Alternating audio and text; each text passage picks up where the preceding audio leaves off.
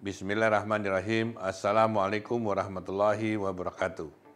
Saya Lanyala Mahmud Mataliti, Ketua Dewan Perwakilan Daerah Republik Indonesia, mengucapkan selamat ulang tahun ke-10 untuk Koran Cetak Rakyat Sulsel sebagai salah satu media terdepan dalam pemberitaan di Sulawesi Selatan. Saya berharap rakyat Sulsel selalu mengedepankan cover both side atau pemberitaan berimbang. Selain itu, semua pemberitaan harus terkonfirmasi dengan baik untuk menangkal pemberitaan tidak benar atau hoax yang telah menjadi musuh besar media.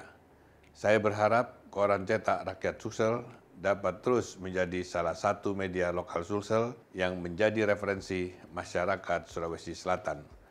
Wassalamualaikum warahmatullahi wabarakatuh.